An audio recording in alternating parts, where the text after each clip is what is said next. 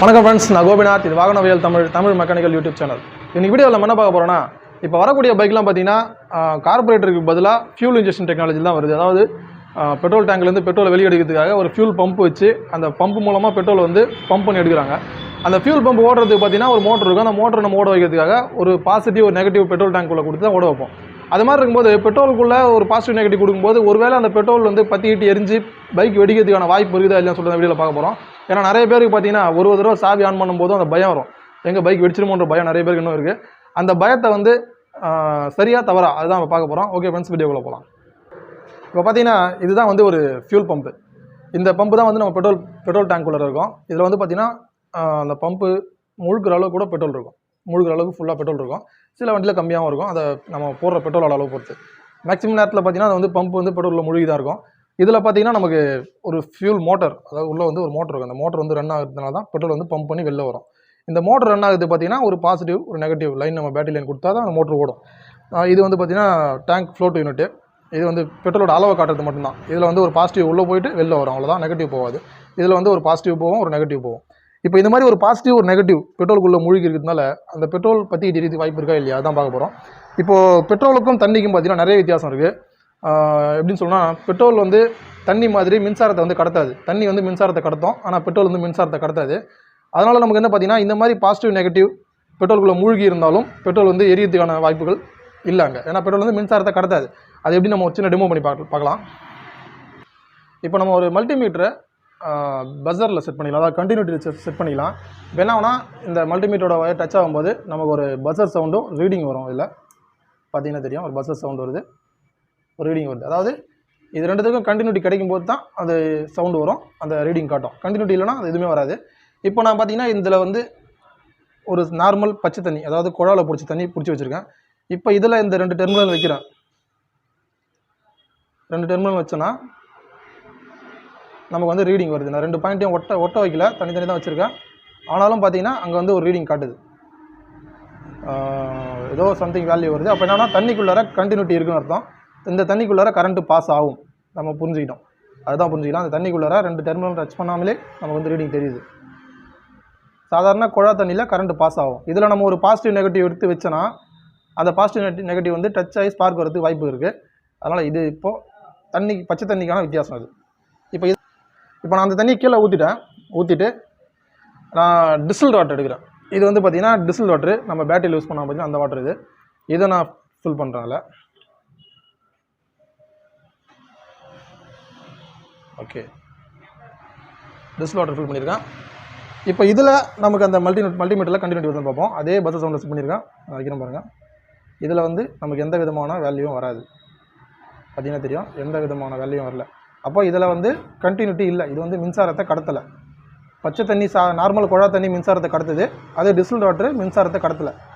அதனால தான் நம்ம வந்து டிஸ்டில் வாட்டர் வந்து பேட்டரியில் யூஸ் பண்ணுறோம். இது மின்சாரத்தை வந்து கடத்தாது. சரி, ஓகே, டிஸ்டில் வாட்டர் பற்றி நம்ம தெரிஞ்சுக்கிட்டோம். அடுத்து நம்ம பெட்ரோல் என்ன பண்ணுதுன்னு பார்க்கலாம். இதையும் நான் கீழே ஊற்றிடுறேன்.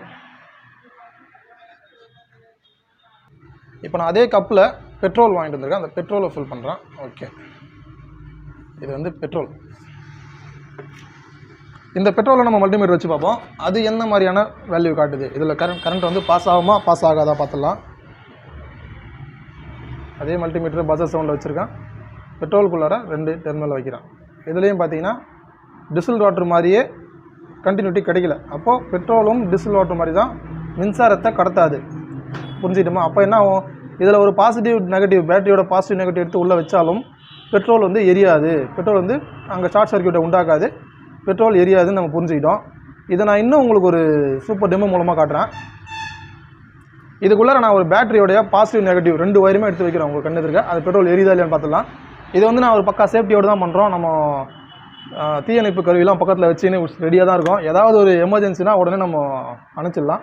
ஆனால் 100% வாய்ப்பு இல்லை, அது எரியதுக்கான வாய்ப்பு இல்லை. பார்த்துலாம். இப்போ நம்ம ஒரு பேட்டரியில் பாசிட்டிவ் நெகட்டிவில் 2 வயர் ஜாயின் பண்ணியிருக்கோம். இதை டச் பண்ணிங்கன்னா ஸ்பார்க் வரும், தெரியுதுங்களா? ஸ்பார்க் வரும். இந்த 2 வயரும் பெட்ரோலுக்குள்ளே வச்சா பெட்ரோல் எரியுமா எரியாதா பார்த்துடலாம்.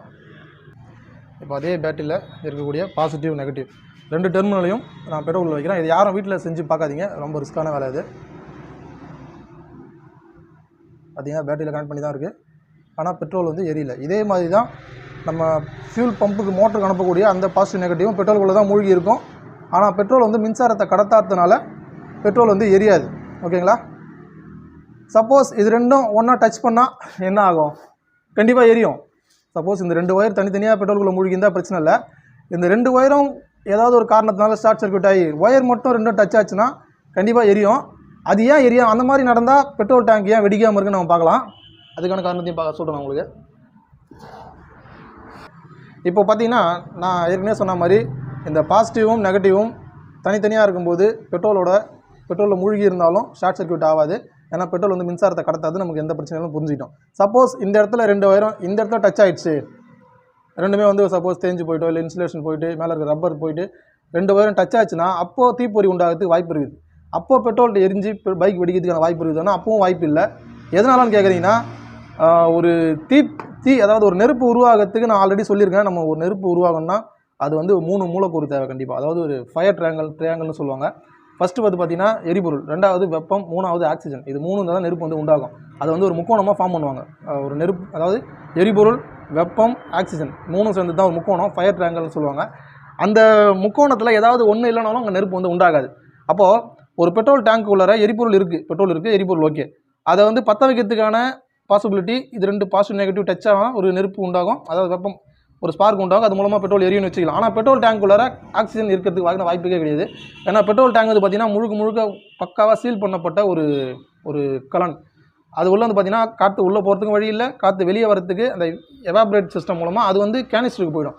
அதனால் ஆக்சிஜன் பெட்ரோல் டேங்க் உள்ள இருக்கிறதுக்கான வாய்ப்பே கிடையாது. ஆக்சிஜன் இல்லாமல் நெருப்பு எரியறதுக்கான வாய்ப்பும் கிடையாது. அப்படி இருக்கும்போது பெட்ரோல் டேங்க் உள்ளார ஸ்பார்க் உண்டானாலும் உடனடியாக தீ பிடிக்காது. ஸ்பார்க் உண்டாகி உடனடியாக பார்த்திங்கன்னா நமக்கு ஃபியூஸ் போயிடும். சப்போஸ் ஸ்பார்க் உண்டானாலும் இந்த பாசிட்டிவ் நெகட்டிவ் டச் ஆச்சுன்னா நமக்கு அதுதான் சேஃப்டி ஃபியூஸ் கொடுத்துருக்காங்க. உடனடியாக அடுத்த செகண்டே ஃபியூஸ் போயிடும். அதனால் நம்ம ஃபியூஸ் போனோடனே நம்ம பாசிட்டிவ் சப்ளை கட் ஆகிடும். அப்போ பெட்ரோல் டேங்க்குள்ளே தீ பிடிக்கிறதுக்கான வாய்ப்பே கிடையாது. ஃபஸ்ட்டு ரீசன் பெட்ரோல் டேங்க்குள்ளே ஆக்சிஜன் இருக்காது. ஆக்சிஜன் இருந்தால் தான் தீ பிடிக்கும், ஆக்சிஜன் கிடையாது. 2வது ரீசன் அப்படியே ஸ்பார்க் வந்தாலும் அந்த ஸ்பார்க் வந்த செகண்டில் பைக்கில் ஃபியூஸ் போயிடும். ஃபியூஸ் போயிடுச்சுன்னா அங்கே ஸ்பார்க் வராது, மறுபடியும் அங்கே தீ பிடிக்கான வாய்ப்பே கிடையாது. இது பார்த்திங்கன்னா இப்போது ஸ்பேஸ்லாம் ராக்கெட் அனுப்பும்போது என்ன பண்ணுவாங்கன்னா, ஸ்பேஸில் வந்து ஆக்சிஜனே இருக்காது, நம்ம எரிபொருள் அங்கே எரிக்கவே முடியாது. ஆனால் ராக்கெட் எப்படி ஸ்பேஸில் மூவ் பண்ணுறாங்கன்னா, அங்கே எரிபொருள் கூட சேர்ந்து ஆக்சிஜனும் தனியாக ஒரு டேங்கில் எடுத்துகிட்டு போவாங்க. ரெண்டுத்தையும் மிக்ஸ் பண்ணி தான் அங்கே வந்து எரித்து அந்த ராக்கெட் வந்து சேட்டலைட் வந்து மூவ் பண்ணுவாங்க. அதான் வந்து அதே மாதிரி தான் பைக் உள்ளோம். ஆக்சிஜன் இல்லாமல் எங்கேயுமே நெருப்பு உண்டாக்க முடியாது. ஸ்பேஸ்லேயும் அந்த மாதிரி தான். பெட்ரோல் டேங்க் உள்ளார ஆக்சிஜன் இருக்கிறதுக்கான வாய்ப்பு இல்லை. அதனால் அங்கே நெருப்பு உண்டாகிறதுக்கான வாய்ப்பும் கிடையாது.